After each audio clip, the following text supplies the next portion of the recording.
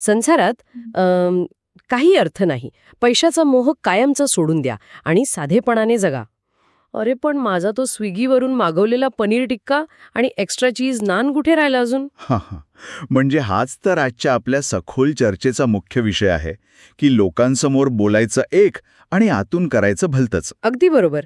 आज आपण वरून कीर्तन आणि आतून तमाशा या प्रसिद्ध आणि मजेशीर अशा मराठी म्हणीच्या अगदी मुळाशी जाणार आहोत. हो, म्हणजे वरवर पाहता ही फक्त एक म्हण वाटते. पण आज आपण यामागचं जे मानवी मानसशास्त्र आहे ना, ते समजून घेणार आहोत. नक्कीच. आणि यासाठी बापूराव महाराज नावाच्या एका भोंदू बाबाची खूप भारी कथा आहे आपल्यासमोर. बापरे, ते बापूराव महाराज म्हणजे पांढरा शुभ्र कुर्ता आणि गळ्यात माळ वगैरे. हो, आणि त्यांचा तो गोड आवाज, हे सगळं पाहून गावातल्या लोकांवर त्यांची लगेच भुरळ पडते. पण यातले जे विरोधाभास आहेत ना, ते खूप गमतीशीर आहेत. म्हणजे मंचावर महाराज अगदी साध्या जीवनाचे धडे देत असतात. पण मागचा एसी बंद झाला की महाराजांचा अचानक रक्तदाब वाढतो. हे म्हणजे कमालच आहे ना. आणि ते खोटं न बोलण्यावर जेव्हा कीर्तन करत असतात ना, तेव्हा अचानक त्यांचा फोन वाजतो. हो, तो प्रसंग तर विचारूच नका. कॉलर आयडीवर चक्क नाव असतं, मटका राजा पप्पू. आणि त्यांची ती रिंगटोन काय ती पैसा पैसा करतीये अशी काहीतरी वाजते ना. हो, तीच ती. पण मला एक अजिबात कळत नाहीये, म्हणजे लोक एवढे भाबडे कसे असू शकतात? एखादा माणूस असे पांढरे कपडे घालून गोड बोलतोय म्हणून लोक स्वतःचा मेंदू का बंद करतात?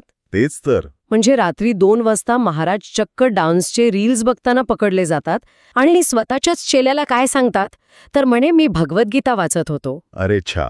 आणि तरीही लोकांचा त्यांच्यावर आंधळा विश्वास असतो. यामागे ना एक विशिष्ट मानसशास्त्र काम करतं. अच्छा, म्हणजे कसं काय?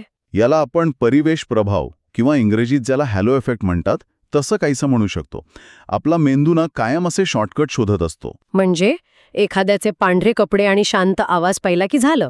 अगदी तसंच. ते भक्तिपूर्ण वातावरण पाहिलं की मेंदू आपोआप त्या व्यक्तीला सज्जन असल्याचं प्रमाणपत्र देऊन टाकतो.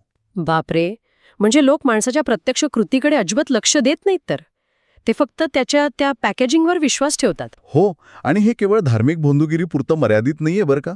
म्हणजे हे अगदी त्या आधुनिक इन्फ्लुएन्सर सारखं आहे का, जो स्वतः सलग 3 तास लाईव्ह स्ट्रीमिंग करत असतो? हां. आणि विषय काय असतो त्याचा? विषय असतो डिजिटल डिटॉक्स करा आणि स्क्रीन टाईम कमी करा.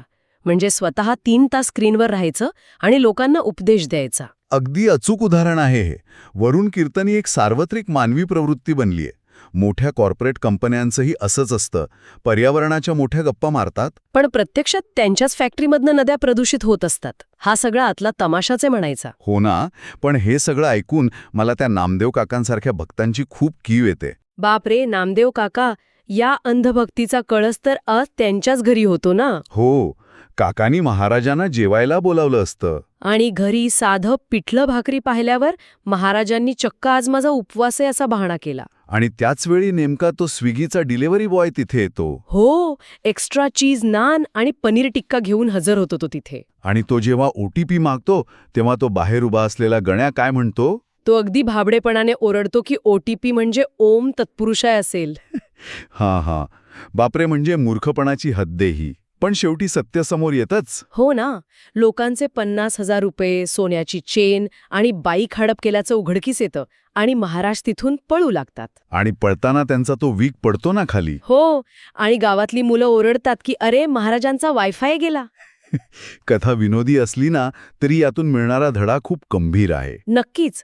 समाजात अशी गोड बोलणारी आणि आदर्शवादाचा बुरखा पांघरलेली माणसं खूप असतात. पण माणसाची ओळख त्याच्या कपड्यांवरून किंवा सोशल मीडियाच्या ओळखीवरून कधीच होत नसते. ती त्याच्या प्रत्यक्ष कृतीतून होते. अगदी खरंय. आतून आणि बाहेरून एकसारखं असणं हीच खरी पारदर्शकता आहे. जाता जाता एक विचार करण्यासारखी गोष्ट आहे.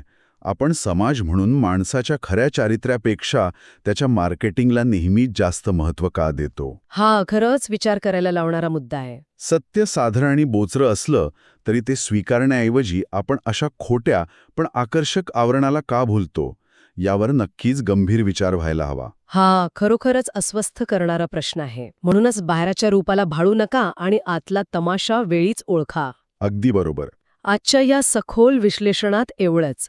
जर ही चर्चा आवडली असेल तर नक्की लाईक करा, शेअर करा आणि आपले हे ऐकलं का या चॅनलला सबस्क्राईब करायला विसरू नका.